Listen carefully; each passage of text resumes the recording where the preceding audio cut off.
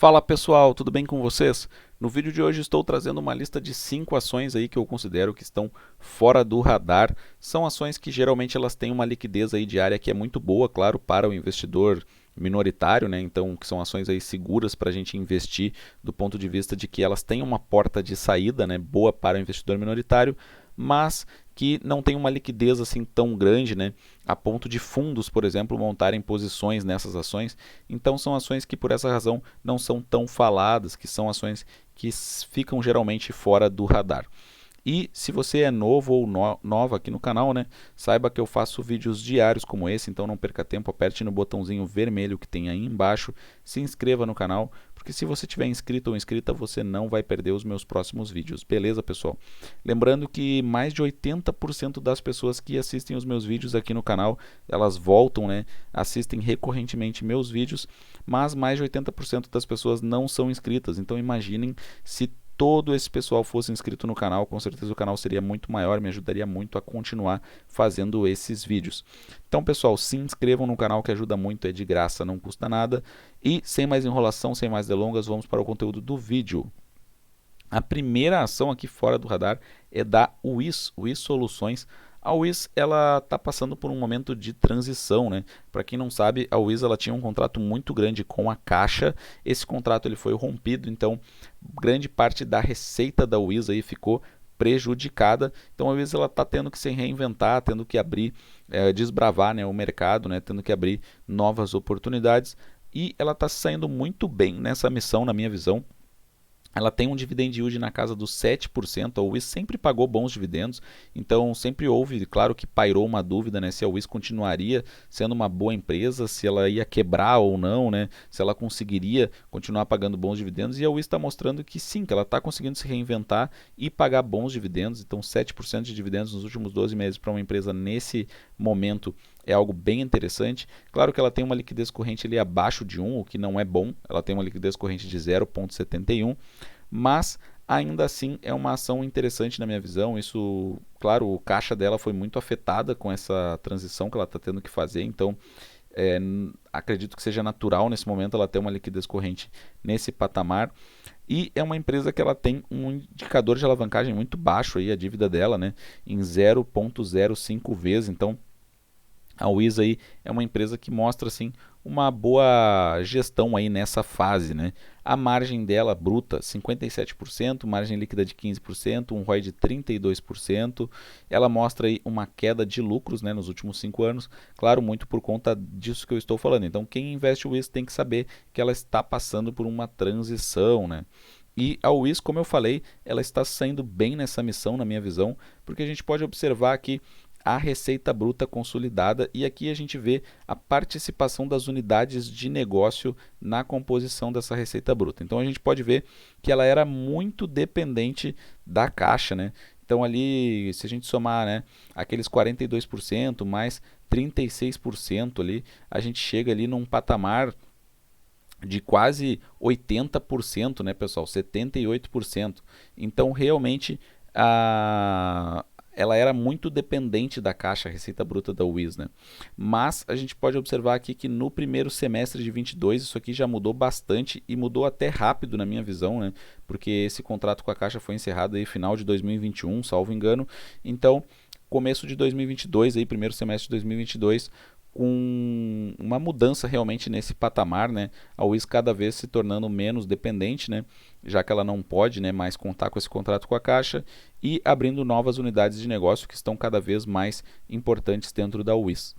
E como a gente pode observar aqui, né, nos números aí consolidados da WIS, ela teve mais receita no segundo trimestre de 2021 do que no segundo trimestre de 2000, perdão, ela teve mais receita no segundo trimestre de 2022 do que no segundo trimestre de 2021. A gente vê ali crescimento de 9% da receita bruta, e o lucro líquido caiu, né? Nesse mesmo período caiu 23,6%. Claro, isso se deve muito a esse fator aí que eu estou falando, né, ao longo do vídeo, da WIS ela estar num momento de transição natural.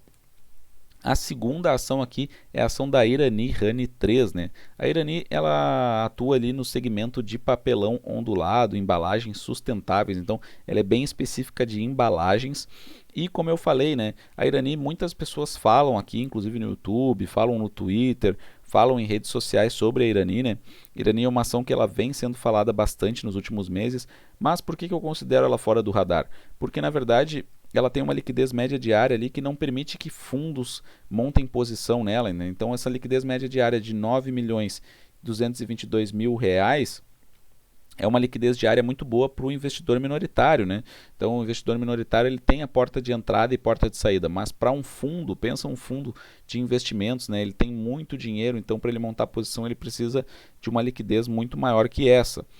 E como a gente pode ver aqui, a Irani, na minha visão, ela tem bastante espaço para crescer, é uma small cap, está bem posicionada no setor de embalagens sustentáveis e, na minha visão, ela continua barata, porque ela paga um dividend yield aí de 7,6%, sendo negociada a um PL de 5, 4 vezes EBITDA. O indicador de alavancagem dela é baixo, né? Aqui não está atualizado, mas o indicador de alavancagem dela é de 1,1 vez, então quer dizer, um indicador baixo, ela tem espaço para se alavancar, para crescer mais, né, para expandir seus negócios. Liquidez corrente de 2,79, uma empresa que gera muito caixa e ela tem excelentes margens, ela costuma passar nos meus filtros aqui sempre, porque ela tem uma margem bruta de 44%, uma margem líquida de 21%, um ROI de 34%. Então o Irani é realmente uma empresa bem redondinha na minha visão. A gente pode ver aqui a diferença, né, entre o retorno do capital investido, ou seja, o ROIC, e o custo médio da dívida, né? Então a gente vê aqui que o custo médio da dívida é de 9%, mas o ROIC, né, o retorno sobre o capital investido, é de 25,5%. Então o que isso aqui demonstra, né? Que essa dívida que ela tem, que não é muito grande, na verdade ela consegue rentabilizar muito bem essa dívida. Então é melhor ter essa dívida para a Irani do que ela simplesmente ir lá e quitar a dívida, pagar a dívida. Não, ela consegue pegar essa dívida e rentabilizar, alocar de forma muito eficiente esse capital e conseguir um retorno aí de 25,5%, né? Então, basicamente, isso aqui significa que a cada R$ 100 investidos aí, a Irani consegue aí R$ 25,50 de volta, né? Então, esse retorno sobre o capital investido da Irani realmente é bem significativo, por essa razão que eu considero que é uma empresa bem redondinha, e a Irani ela está num mercado aí de papelão ondulado, né, embalagens sustentáveis, que tem muito espaço para crescer no Brasil. O Brasil ele já é o sexto maior produtor de papelão ondulado no mundo, então alguém pode achar que não tem muito espaço para crescer. Mas quando a gente vê a produção per capita, né, metros quadrados por habitante, a gente pode observar que a China está na frente, os Estados Unidos está muito na frente, Japão muito na frente, a Alemanha muito na frente, então quer dizer, o Brasil é um mercado que tem muito espaço ainda para crescer. E como a gente pode ver aqui, receita líquida da Irani subindo, né? 28,3%, EBITDA ajustado subindo, lucro líquido subindo, empresa que está fazendo investimentos, então quer dizer, realmente muito interessante aqui a Irani. E mais uma ação aqui fora do radar é a EZTEC. EZTEC, na minha carteira pessoal, é o meu maior retorno, né? EZTEC realmente nos últimos meses aí voou bastante. A gente pode ver que ela é negociada a um PL de 12 a 15 vezes EBITDA, mas ela está dentro aí de um parâmetro histórico dela mesma, né? Então a gente vê aqui, não considero que esses números sejam tão esticados assim, porque ela está dentro de uma normalidade aí. Ela tem muito caixa, ela tem uma gestão muito diferente das outras construtoras, das outras incorporadoras. Por que eu estou dizendo isso? Porque a EZTEC ela faz uma gestão de estoques muito boa, ela tem muita matéria-prima, que no caso de incorporadoras é terreno, né? Então ela não fica tomando dívida como outras incorporadoras fazem, né? Para ela poder fazer os lançamentos dela, ela não fica tomando dívida assim adoidado, né? Que nem isso é muito comum no setor de incorporação, né? As empresas elas tomam muito dívida, ficam muito endividadas, ficam muito alavancadas, né, para poder fazer seus lançamentos. A EZTEC não. A gente vê que ela tem muito mais caixa do que dívida. O indicador de alavancagem dela é menos 2,13 vezes. E ela tem uma liquidez corrente de 6,35. Então imaginem, a gente considera isso bom acima de 1, ela tem de 6,35. As margens dela muito boas, né, um ROI também muito bom.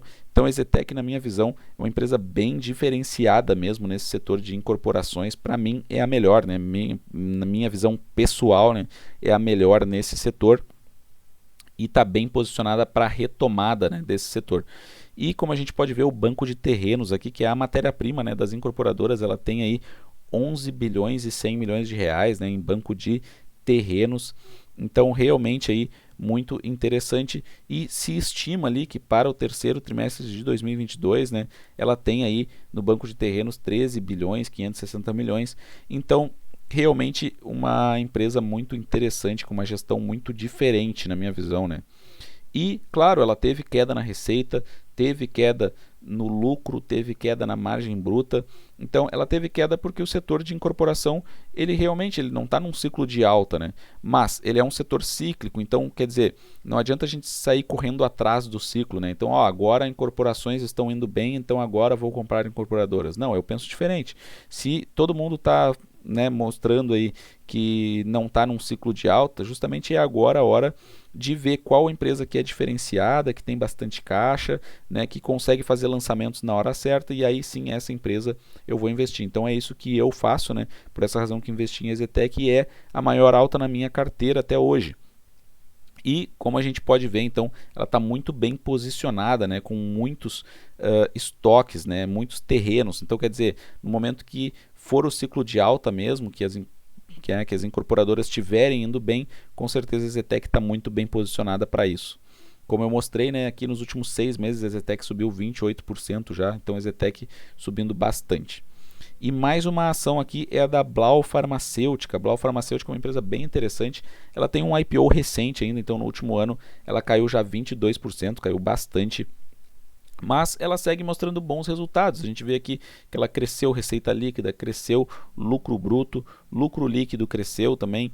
Então, quer dizer, é uma empresa que vem mostrando bons resultados. Ela faz vários investimentos em pesquisa e desenvolvimento, né, já que ela atua no setor farmacêutico. Ela tem um indicador de alavancagem também negativo. A gente pode ver aqui que está em 1,1 vez. Né? Então, quer dizer, é um indicador que mostra que ela tem bastante espaço para expandir, para tomar dívida e crescer os seus negócios. E mesmo sem essa dívida, né, com mais caixa do que dívida, ela tem um pipeline já muito bem desenvolvido, um mercado endereçável aí de 7 bilhões e 700 milhões de reais. Então, acredito que Blau é uma empresa bem interessante. O ponto negativo para a Blau Farmacêutica é que ela tem um free float baixo. A gente vê que a maior parte aí das ações estão concentradas na mão do dono, aí, Marcelo Rodolfo Furran. Então, o free float dela é baixo, tendo um IPO recente. Essa é uma parte que, na minha visão, é negativa, né? Porque free float baixo significa que uma empresa ela pode fechar capital, por exemplo. Então, isso é algo preocupante na minha visão. Então, essa parte da governança aqui seria o ponto negativo na minha visão. E mais uma ação aqui, que é uma ação que eu gosto muito, é a ação da Movida. A Movida ela vem apresentando resultados muito bons. A gente pode ver aqui receita líquida crescendo bastante, EBITDA crescendo bastante, lucro líquido, né, crescendo também. E a gente pode ver aqui aquela mesma situação da Irani, né? Então, o custo de dívida dela ali no segundo trimestre de 2022 ficou em 7,7%, mas ela tem um ROIC ali de 17,1%, um spread de 9,4 pontos percentuais. Então, isso aqui significa que ela tem dívida, mas ela consegue pegar esse dinheiro, né, essa dívida, e rentabilizar muito bem essa dívida, né? Trazer retorno muito mais expressivo do que se ela fosse simplesmente lá e quitasse a dívida. E claro, a Movida ela é uma empresa bem alavancada, ela tem uma alavancagem considerável, até por essa razão que a Movida ela está sofrendo ali, as cotações estão sofrendo no mercado nos últimos meses. A gente está num momento em que os juros estão altos, então um indicador de alavancagem alto, né? O mercado ele tem um receio de que as despesas financeiras podem acabar comendo, né, o resultado operacional ali da empresa. Então esse, claro que é um fator de risco, mas como eu estava mostrando aqui, esse gráfico demonstra como essa dívida, por mais que ela seja grande, a Movida ela tem sido muito competente, né, para rentabilizar essa dívida, né, obter um retorno muito bom. Então ela tem margens boas, tem um ROI bom, um ROIC bom, né? Ela está sendo negociada com um PL de 5 e um EV/EBITDA de apenas 4 vezes. Então, Movida caiu bastante na minha visão. É uma empresa que vem mostrando muita competência e que também não adianta a gente correr atrás do ciclo. Nesse momento ela está sofrendo, mas pensem quando essa taxa de juros começar a cair. Provavelmente o mercado vai acabar premiando, né? Eu quero saber de vocês o que vocês acham dessas ações, se vocês têm em carteira ou não, se vocês gostam ou não, quero saber tudo, então deixem comentários, eu leio e respondo todos os comentários aqui do canal. Um forte abraço a todos e até a próxima!